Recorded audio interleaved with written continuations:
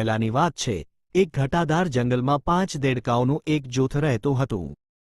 આ 5 દેડકાઓ પાકા મિત્રો હતા અને હંમેશા સાથે જ ફરતા હતા। એક દિવસ વાતાવરણ ખૂબ જ સુંદર હતું।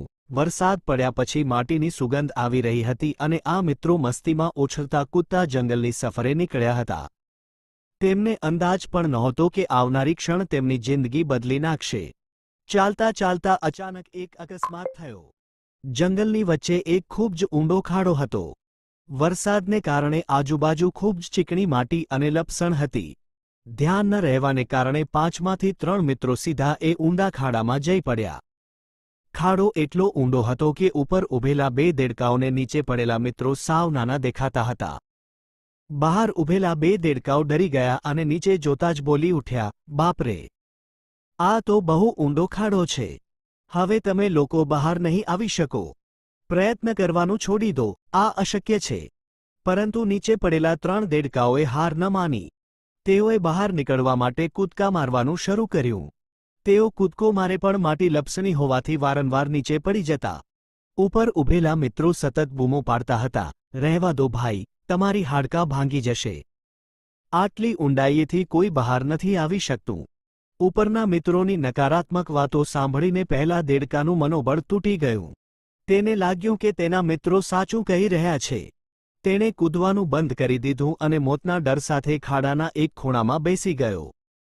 થોડીવાર પછી બીજા દેડકાએ પણ ઉપરના મિત્રોનો ઘોંઘાટ સાંભળ્યો અને જોયું કે તેનો એક સાથી હાર માની ચૂક્યો છે। તેણે પણ માની લીધું કે આટલા બધા લોકો કહે છે તો સાચું જ હશે અને તેણે પણ પ્રયત્નો છોડી દીધા। પરંતુ ત્રીજો દેડકો હજી પણ હાર માનવા તૈયાર નહોતો। તે લોહીલુહાણ થઈ ગયો હતો, થાકી ગયો હતો, પણ દરેક નિષ્ફળતા પછી તે બમણી તાકાતથી કૂદકો મારતો હતો। ઉપર ઊભેલા મિત્રો તેને ઇશારા કરીને રોકાઈ જવા માટે જોર-જોરથી બૂમો પાડી રહ્યા હતા, તું પાગલ છે? મરી જઈશ। તારા સાથીઓએ હાર માની લીધી, તું પણ માની લે।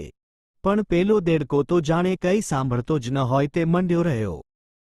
અંતે તેણે પોતાની પૂરી તાકાત ભેગી કરીને એક એવી છલાંગ લગાવી કે તેના પંજા ખાડાની કિનારી સુધી પહોંચી ગયા અને તે હેમખેમ બહાર નીકળી આવ્યો। જેવો તે બહાર આવ્યો, બધા નવાઈ પામ્યા। મિત્રોએ તેને પૂછ્યું, અમે તને આટલી બૂમો પાડીને ના પાડતા હતા, છતાં તે અમારી વાત કેમ ન સાંભળી? ત્યારે ખબર પડી કે આ ત્રીજો દેડકો બહેરો હતો। તેને કંઈ સંભળાતું નહોતું। જ્યારે તેના મિત્રો તેને રોકવા માટે બૂમો પાડતા હતા અને હાથ હલાવતા હતા, ત્યારે તેને એમ લાગતું હતું કે તેના મિત્રો તેને પ્રોત્સાહન આપી રહ્યા છે અને કહી રહ્યા છે કે, શાબાશ મિત્ર! તું કરી શકે છે, હજી એક જોરદાર કૂદકો માર। મિત્રોનું નકારાત્મક દબાણ તે દેડકા માટે આશીર્વાદ બની ગયું કારણ કે તેણે એ સાંભળ્યું જ નહીં જે દુનિયા કહેતી હતી। બોધ: આપણી આસપાસ પણ એવા ઘણા લોકો છે જે આપણને નિરાશ કરશે।